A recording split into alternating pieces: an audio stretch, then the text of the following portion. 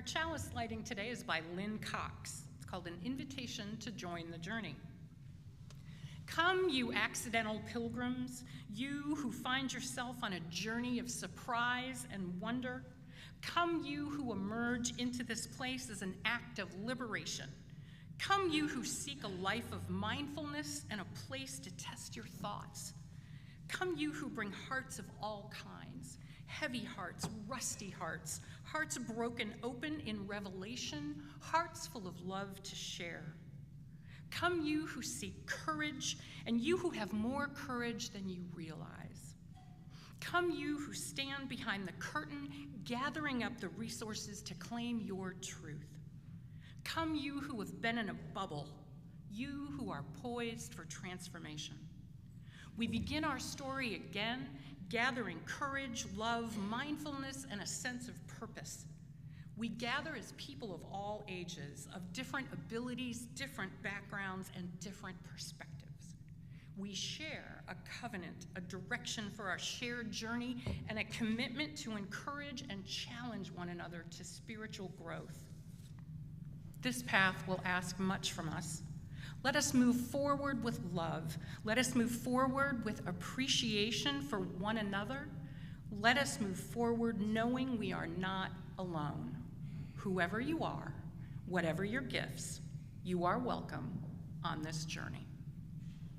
And now, as you are able, would you please stand and sing our opening hymn, number 188 in the hardback hymnal, Come, Come, Whoever You Are. Alex will play through once, and then we will sing together.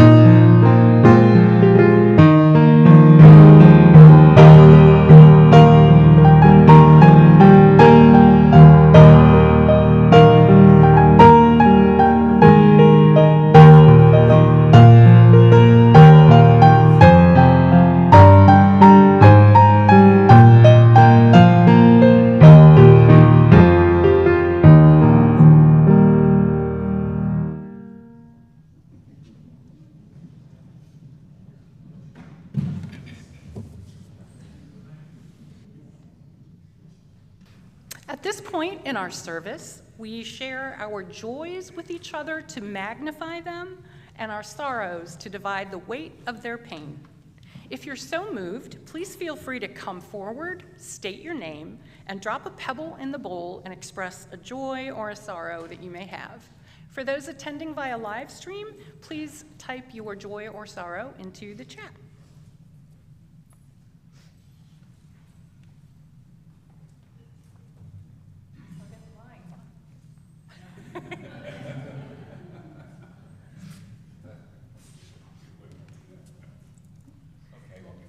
Yeah. There we go. Thank you. I have a joy to share. I flew down to Delray Beach in Florida last weekend to attend my son's wedding on the beach in front of the waves. I am thrilled and so happy. He and his new wife are two peas in a pod and just thrilled to be together. So I wish them a long and happy life together, and also many blessings for their baby that's on the way. So.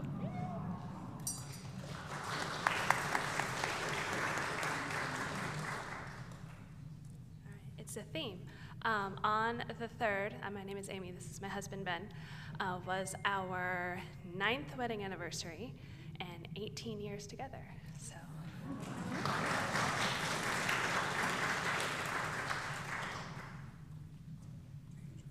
Oh, I'm sorry. That's all right, I'll watch it, man. Pretty. Richard Bomba, just excited to let y'all know, from my chamber music workshop that I went to 3 weeks ago, my contact list is expanded, and with that has come the opportunity to audition for the Atlanta Philharmonic Orchestra. So I will be auditioning August the 3rd. I hope I get in. It is an LGBTQ symphony orchestra, which that'll be a new one for me, and I'm so excited. Thank you.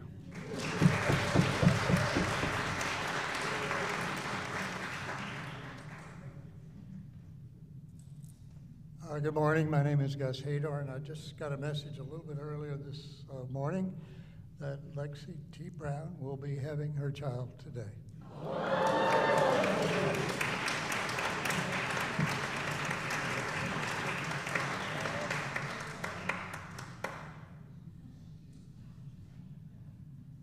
Hi, my name is Alex Peach, and I'm the music director here at the church. This is kind of a double-edged sword. It's both a joy and a sorrow. My day of surgery is finally happening on my neck. It's this Tuesday. I have to be there at 5 o'clock in the morning. And so it's going to put me away from playing for a short amount of time. And Meredith McCleskey is going to be in my place over at the piano, so please be welcoming her, because many of you know who, but she's going to be covering and doing the playing. And so I just would appreciate all the love that I've already received, and just warm wishes and good healing, and so that I can get on with doing what I'm meant to do. So thank you.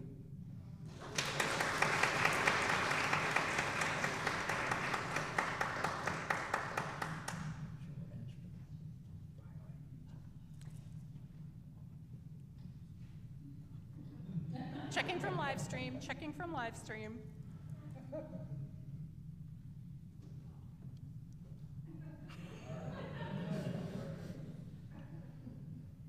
Please stand by.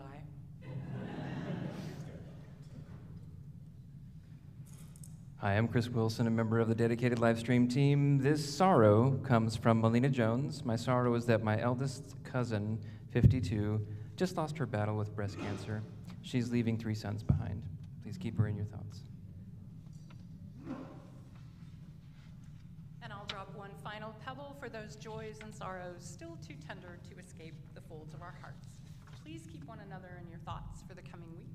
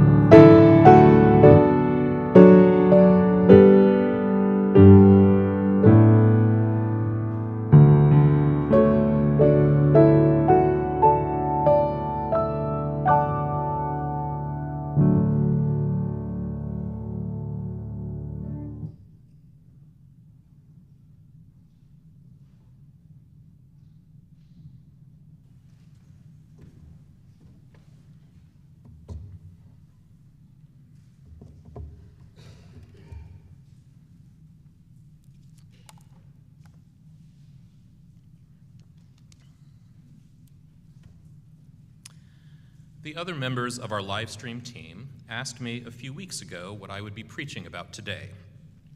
And I joked that my sermon was going to be an altar call for a renewed commitment to liberalism.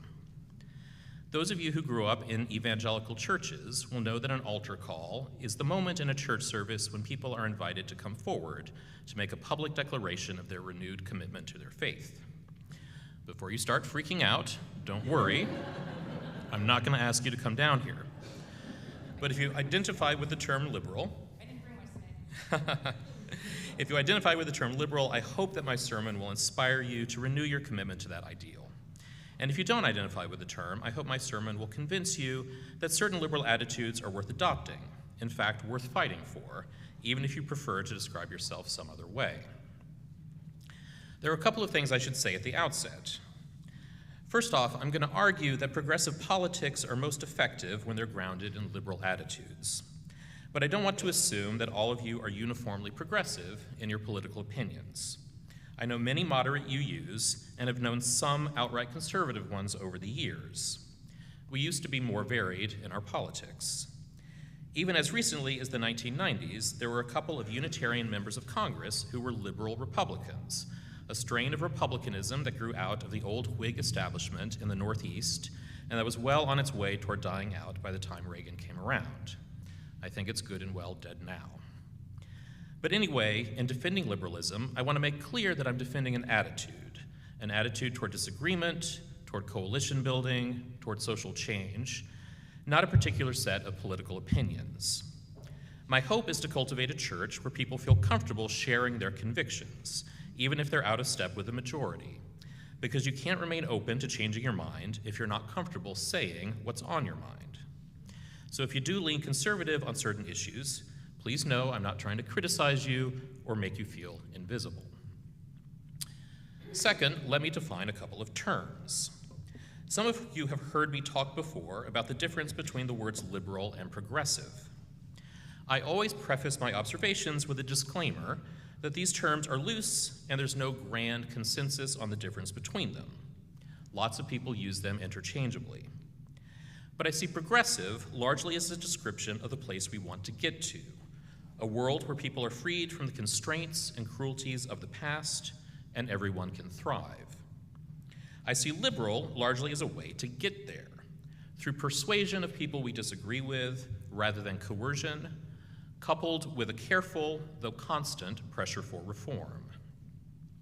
Framed this way, progressivism and liberalism work nicely in tandem, but they're not the same thing. Progressivism encompasses values like solidarity and moral clarity, while liberalism encompasses values like tolerance, curiosity about other people's views, and humility regarding your own. You might be wondering where I see myself in this. Without going into particulars, I'll just say that my politics are reliably left of center, and my vision of a good society is fundamentally a progressive one. So I do consider myself a progressive. The key distinction, though, is that I strive to be a liberal progressive, as opposed to an illiberal one. That's the distinction that really matters, and it's the distinction I want to focus on this morning. It won't be news to any of you that liberalism is under threat from the right, but I think it's also true that a commitment to liberalism is pretty shaky these days in many corners of the left. It might seem perverse to you that I'm offering a critique of progressive illiberalism half a year into Trump's second term. I'm not trying to argue that progressive illiberalism is worse than right-wing populism. MAGA is pretty darn scary. But given that many of us run in left-leaning circles, it's a strain of illiberalism we're likely to encounter. Since we share many values and concerns with progressives who have forgotten or explicitly rejected liberal norms, we have a decent chance of persuading them to reconsider. I think we would stand a better chance of building an enduring anti-populist coalition if we did. Now, if I'm going to criticize illiberalism, I'd better be prepared to say what it is. I titled this sermon The Opposite of Liberalism because I'd like to offer a simple rule of thumb for identifying illiberalism when we see it. I'm inspired here by a passage from Adam Gopnik's 1,000 Small Sanities, The Moral Adventure of Liberalism, which I read from earlier. Gopnik writes, "Liberal values are rooted in a simple moral idea about human capacity, a moral idea about the source of meaning in the individual imagination. This just means that people make up their values, that they aren't handed down from the past or from on high. This humanist ideal is what intersects and animates liberalism with moral energy. The opposite of humanism is not theism, but fanaticism. The opposite of liberalism is not conservatism, but dogmatism. Fanaticism is therefore the chief enemy of humanism, and fanaticism in political life is the chief enemy of the liberal ideal."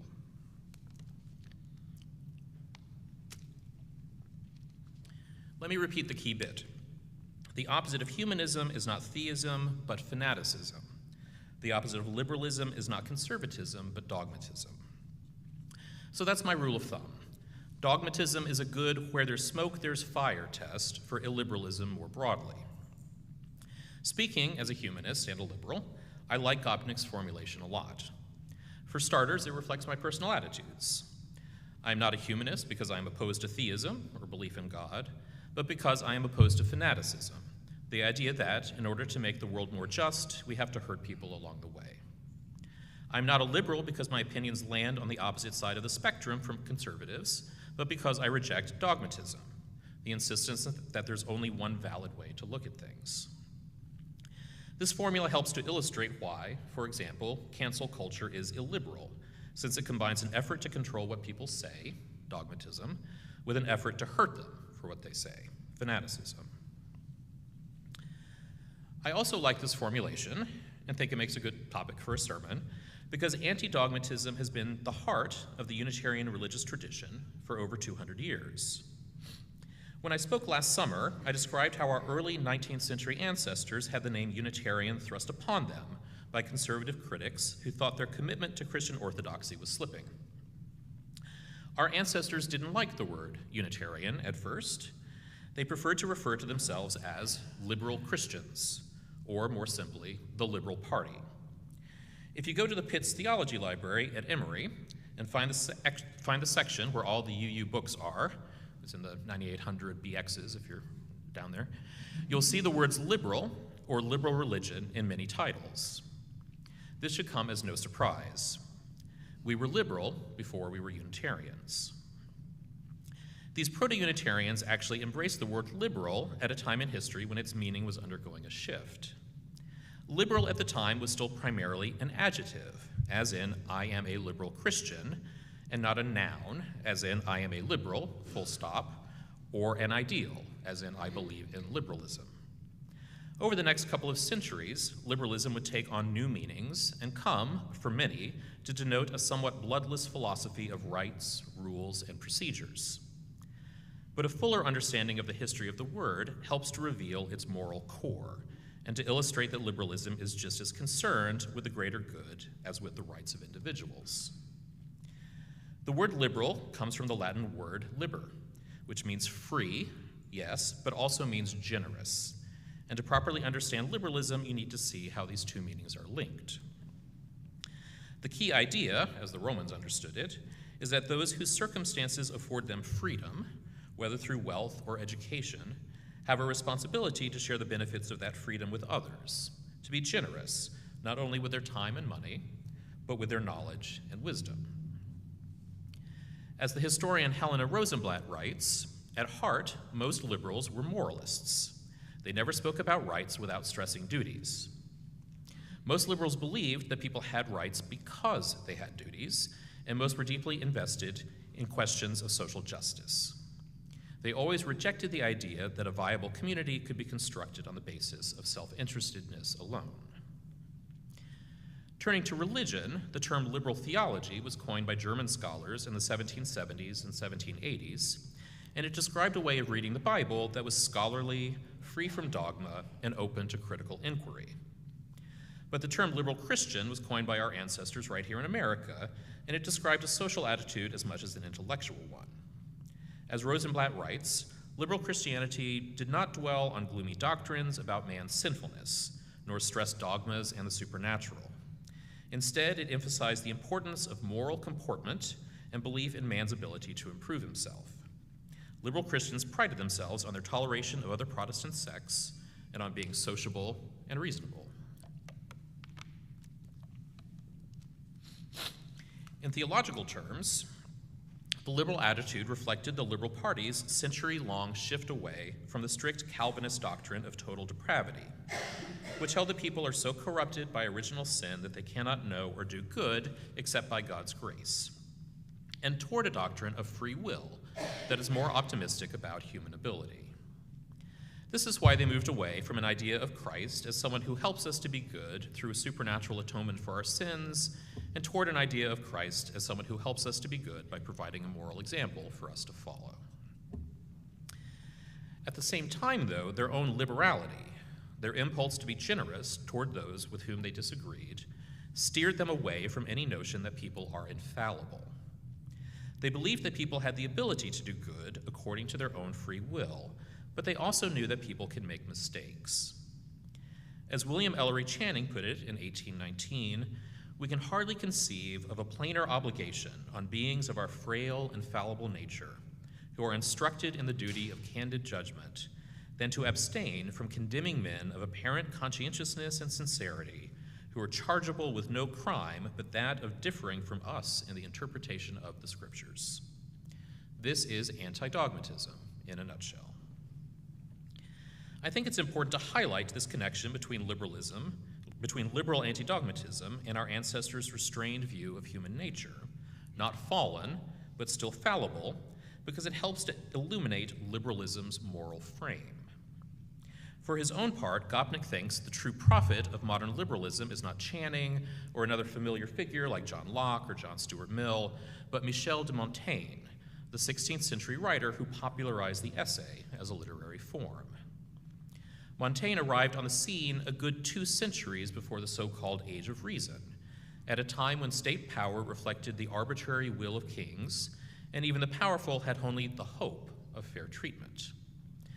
Montaigne knew that abstract justice almost never gets done, certainly not in his time, says Gopnik, but he also knew that individual acts of cruelty could stop if people simply stopped doing so many cruel things.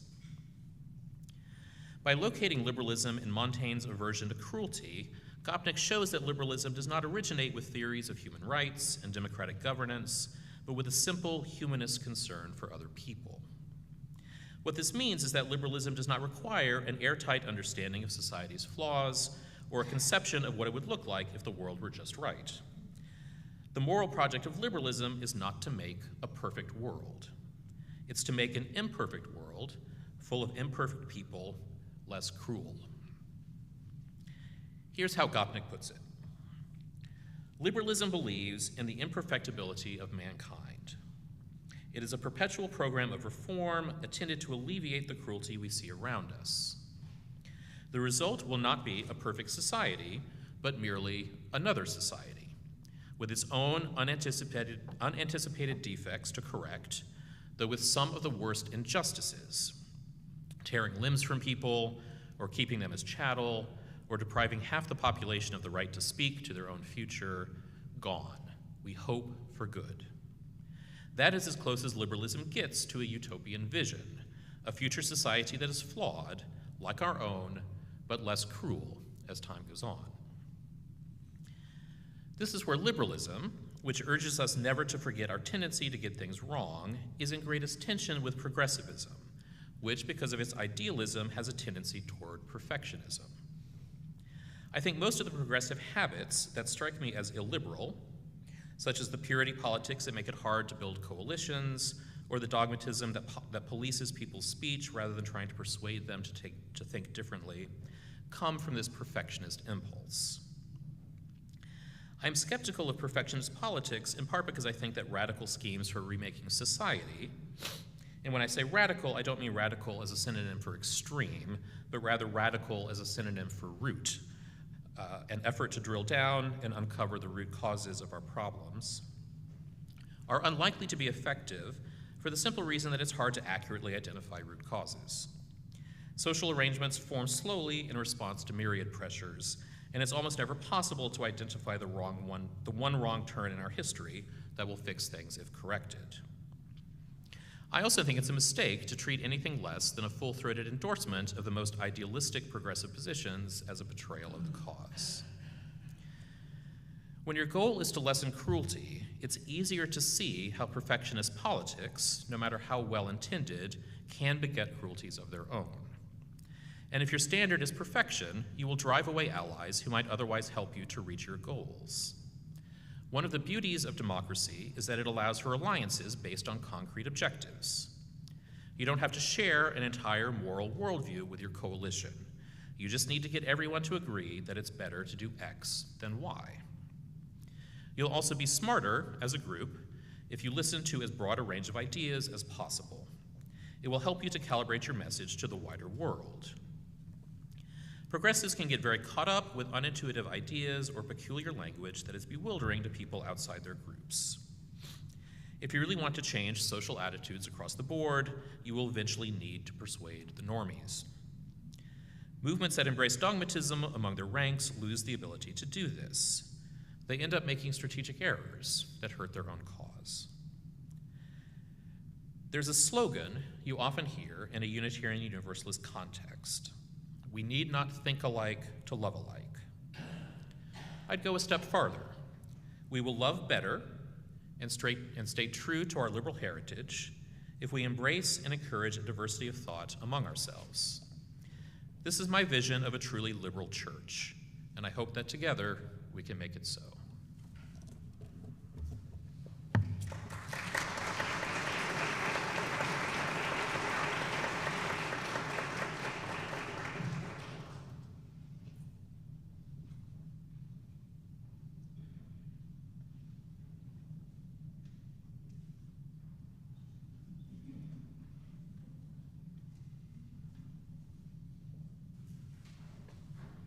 In an effort to fulfill and further the vision and mission of this congregation, we ask that our members and friends share of their time, treasure, and talents. With this, we will now take the offering.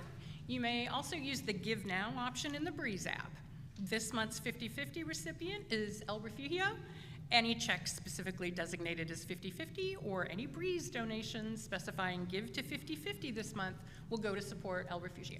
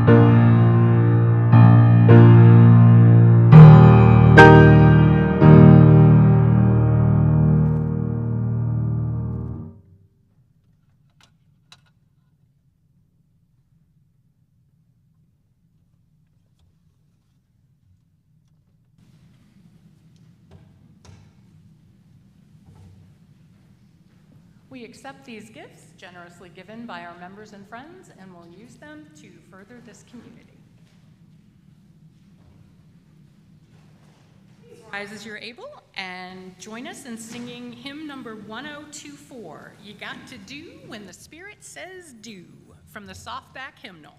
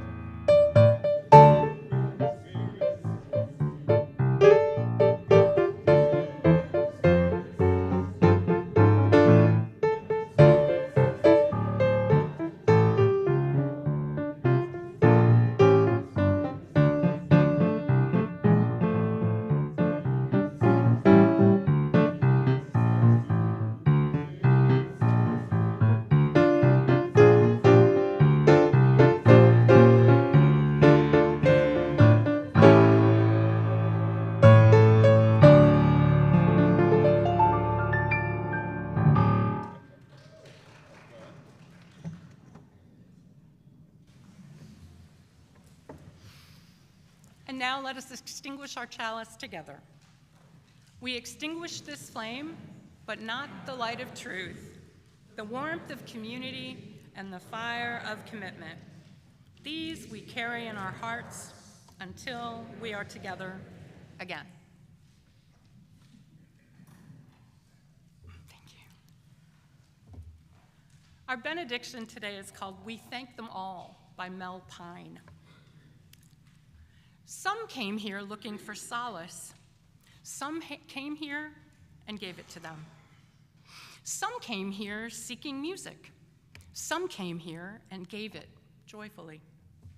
Some came here seeking laughter. Some came here and created it. Some came here seeking learning and growth. Some came here and provided it. Some came here looking for a sense of security, a safe haven. Some came here and provided that. Some came here seeking an escape from hectic lives.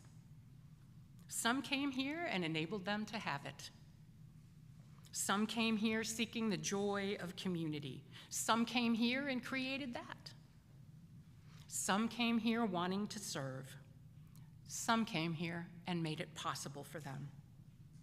We thank them all. Go in peace and enjoy the week ahead.